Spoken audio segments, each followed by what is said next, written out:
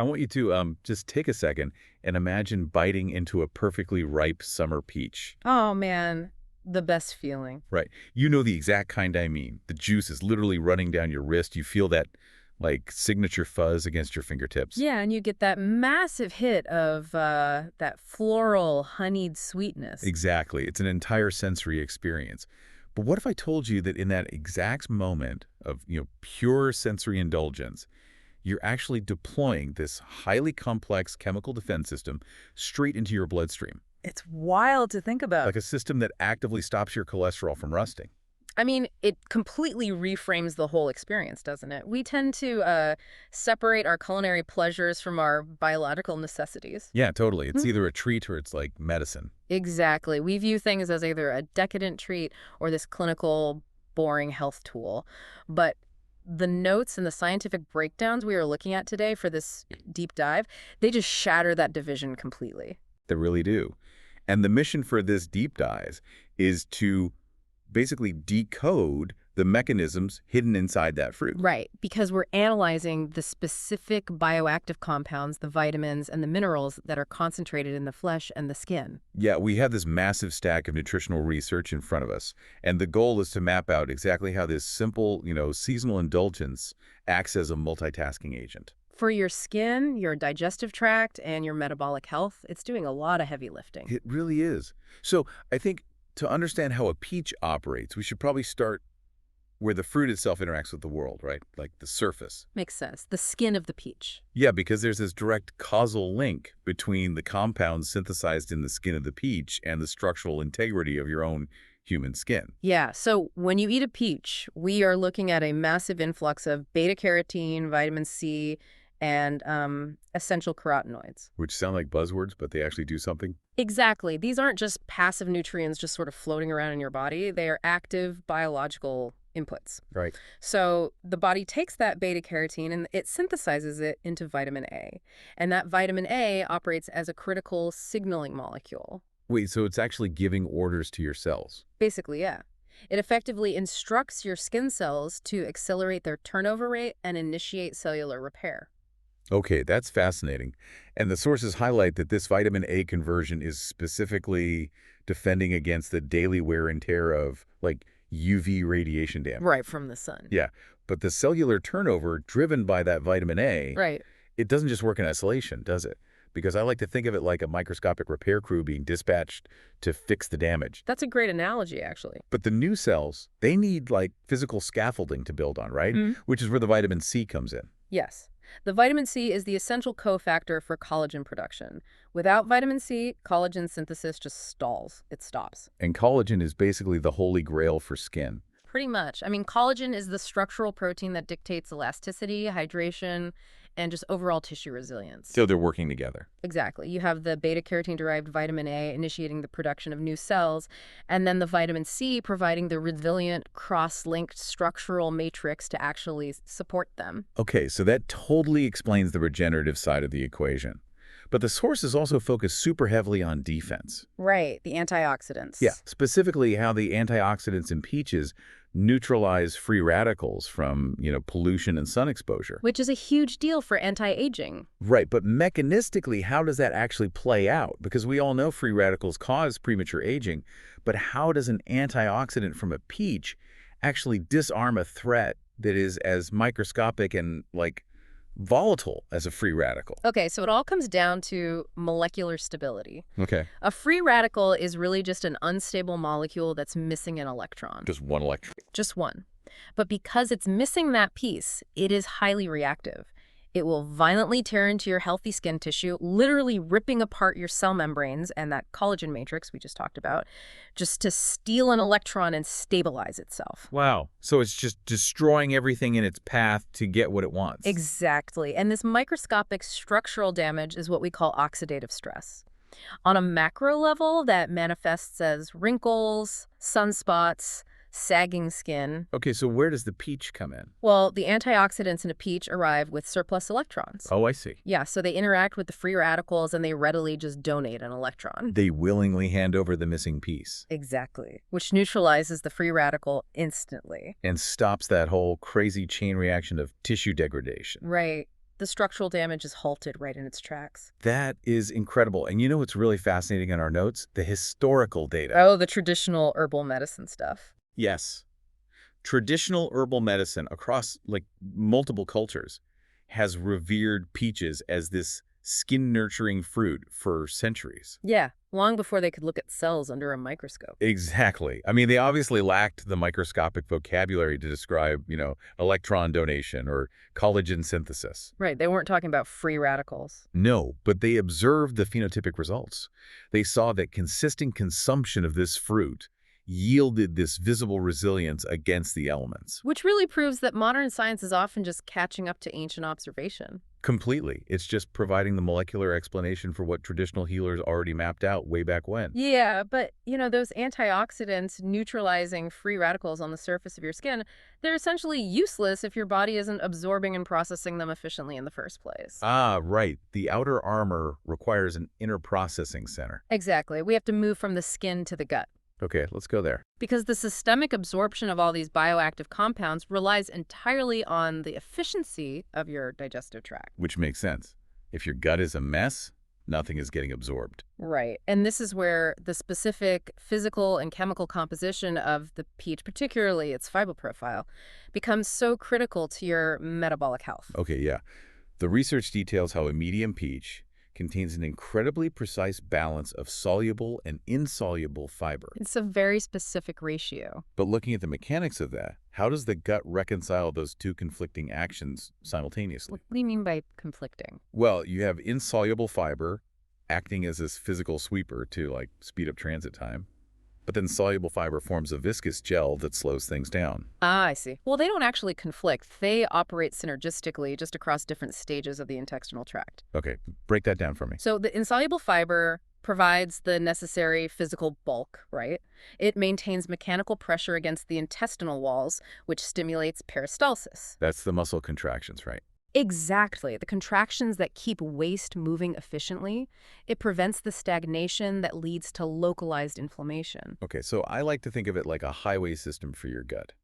The insoluble fiber is like the traffic cop, keeping the cars moving so you don't get a jam. That's a perfect analogy. And simultaneously, the soluble fiber matrix is actively fermenting. Okay. It's creating a prebiotic environment. So, using your analogy, the soluble fiber is like the roadside diner feeding the essential workers. The friendly bacteria. Yes, it serves as the primary fuel source for the friendly bacteria that compose your gut microbiome. Which perfectly brings us to the bioactive compounds mentioned in the sources, specifically chlorogenic acid. Yes, chlorogenic acid is key here. Because the notes emphasize that chlorogenic acid exhibits very strong prebiotic-like effects.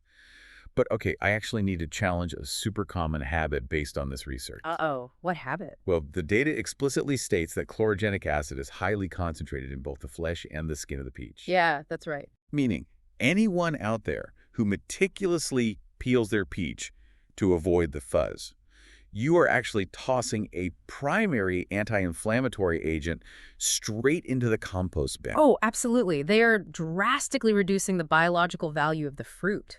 That is just tragic. It really is, because the skin of the peach is where the plant concentrates its own chemical defenses against environmental stress. Right. When we consume the skin, that chlorogenic acid survives the digestive process and interacts directly with our gut lining. It actively suppresses the expression of inflammatory cytokines. Wow.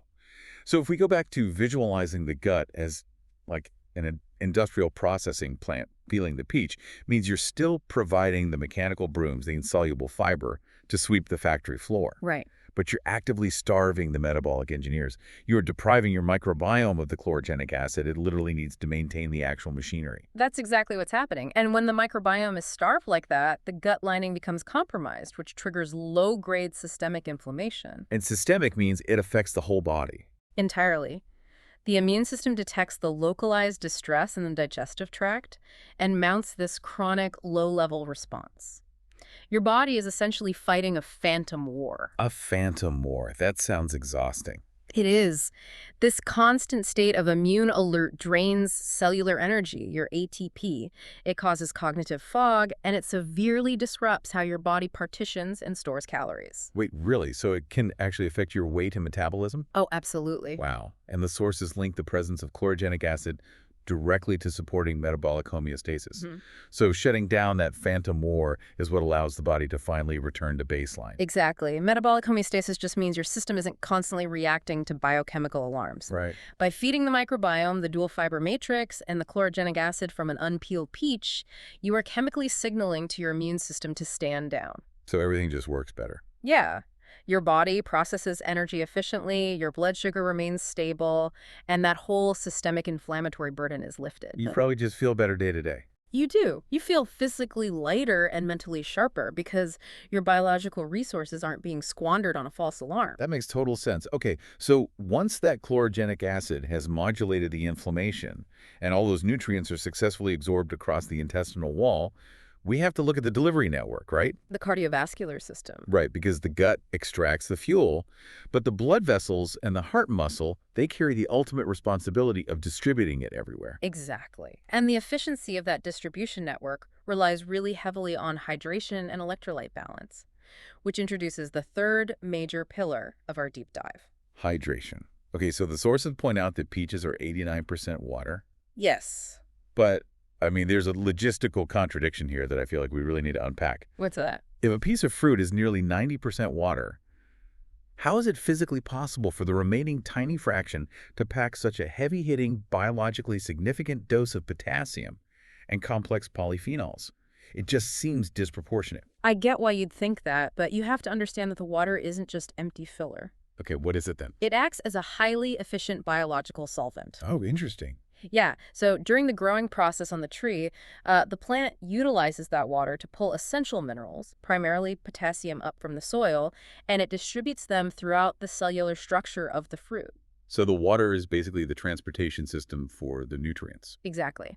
And within that remaining 11% of solid organic matter, the plant synthesizes these really dense, complex polyphenols to protect its own cellular machinery. Okay, that makes so much more sense. And when we consume it, that potassium acts as a critical electrolyte, regulating fluid balance, nerve signals, and muscle contractions. Including the continuous beating of your heart. Right. And the sources specifically highlight potassium's role as a natural vasodilator. This is one of its most important functions. But mechanically, how is an ingested mineral forcing your blood vessels to change their physical shape? Like, how does that work? So potassium interacts directly with the endothelial cells that line your blood vessels. Okay. It triggers this signaling pathway that prompts the smooth muscle tissue within the vessel walls to actually relax. Oh, wow. Yeah.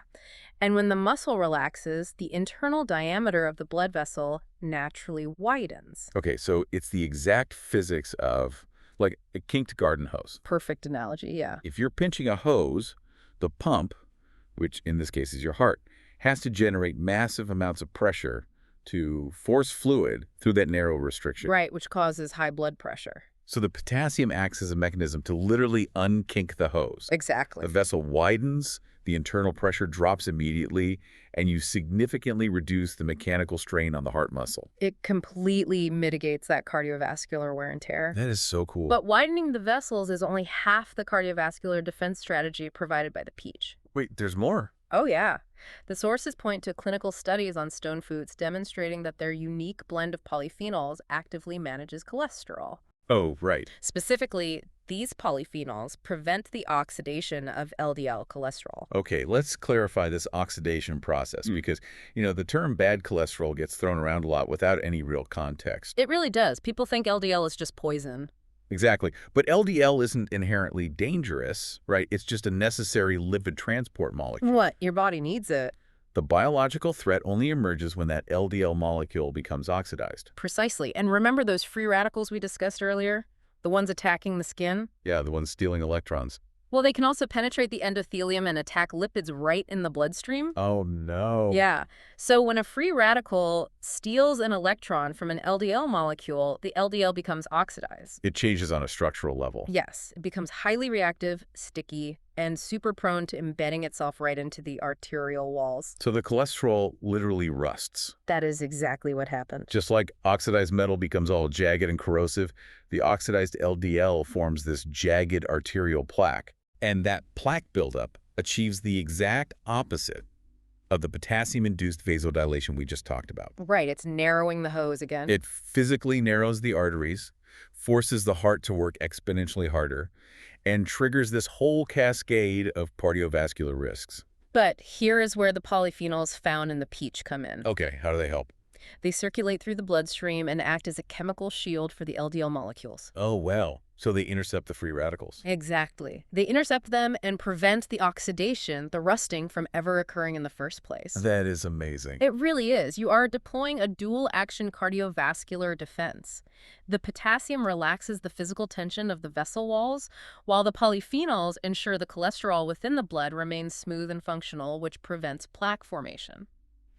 You know, when you step back and view this data comprehensively, the biological through line is just remarkable. It's all connected. It really is. Yeah. I mean, we started on the very surface, tracking how beta-carotene and vitamin C synthesize to form the microscopic scaffolding of your skin, right? While those antioxidants neutralize the structural damage of UV rays. Yeah. And then we follow those nutrients down into the gut, examining how this complex dual-fiber matrix physically regulates digestion, while the chlorogenic acid in the fruit skin biochemically shuts down systemic inflammation. That phantom war. Exactly. And then we conclude in the bloodstream, observing a highly coordinated vascular defense system where, potassium mechanically widens the arteries and those unique polyphenols chemically prevent your cholesterol from rusting. The interplay between all these systems just perfectly illustrates how intricately our biology responds to whole food inputs. It really underscores a crucial philosophy about human health, I think. How so? Well, we navigate this landscape that is just dominated by highly engineered, isolated, and often incredibly expensive dietary supplements. Oh, for sure. We are trained to look for complex chemical solutions in a pill, Yet the research we've analyzed today demonstrates that some of the most profound multi-systemic health benefits are literally locked inside simple, seasonal foods that bring us genuine, unadulterated joy. That's beautifully said. Like, you don't have to force down a peach. Yeah. It's a sensory indulgence. Great. Yet, beneath that sweetness, it is performing this massive amount of microscopic heavy lifting.